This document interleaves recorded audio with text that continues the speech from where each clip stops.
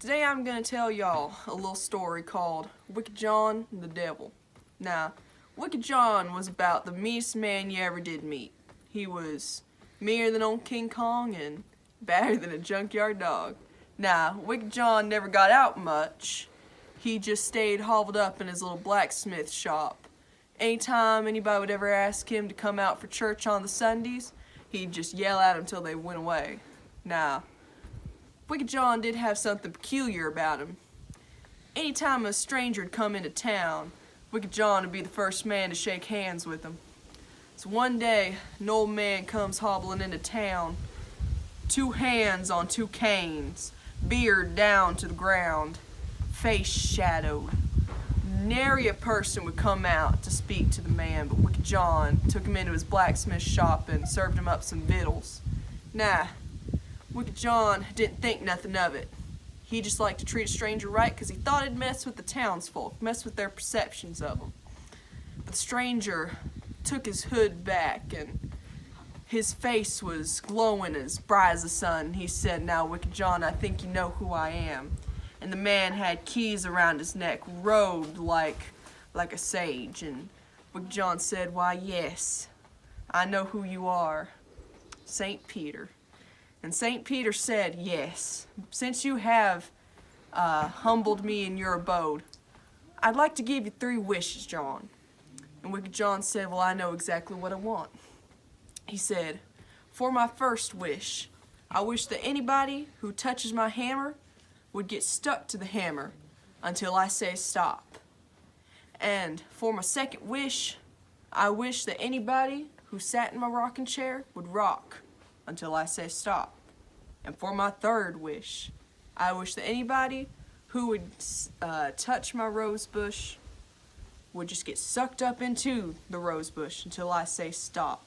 People are always using my things, touching my things without me ever giving them permission, and I'm just tired of it." And St. Peter said, "Now, Wicked John, these are some truly awful wishes. You know, I hope that you know where you're going in the end." And Wicked John said, "Why, yes, I do, but these are the things that I want."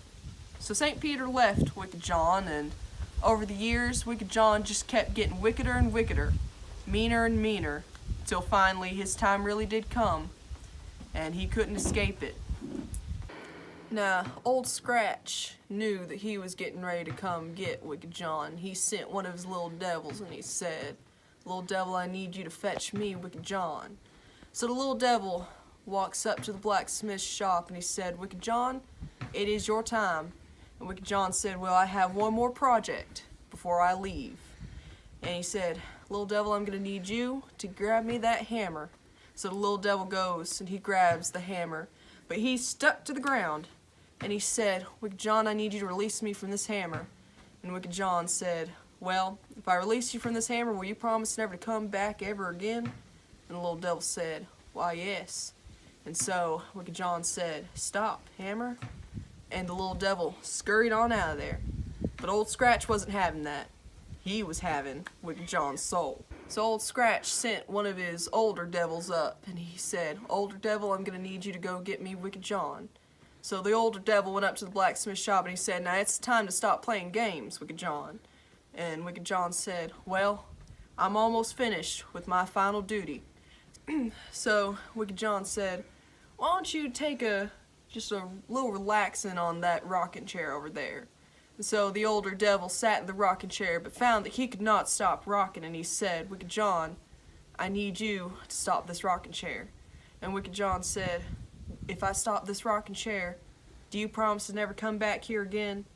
And the older devil said, "I promise." And so Wicked John said, "Stop, rocking chair." And the older devil ran back to hell.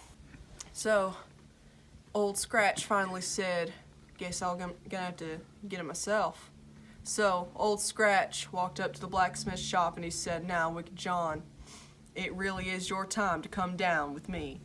But Wicked John wasn't going down without a fight. So the two were throwing punches, kicks, scratching each other until finally Wicked John threw Old Scratch into the rose bush, and the rose bush swallowed Old Scratch up. And Old Scratch said, "No, Wicked John, I'm gonna need you to release me from this rose bush." And Wicked John said, if I release you from this rose bush, do you promise you'll never send anybody up here to get me again? And Old Scratch said, I promise. And so Wicked John released him from the rose bush, and Old Scratch moseyed on down the road. But Wicked John wasn't safe from eternal life, so he went up to the pearly gates of heaven and he said, St. Peter, I believe it's time for me to be with you. And St. Peter said, no, Wicked John, looking at your time down on earth, I don't think you deserve to be up here with me. You've been too mean. You shunned your whole community. You ain't never been with anybody in your life that you've been nice to. He said, Wicked John, I think you need to go somewhere else. So Wicked John went down to Old Scratch and he said, Old Scratch, I suppose I have nowhere else to go. But Old Scratch said, nah, I made a promise never to take you home with me.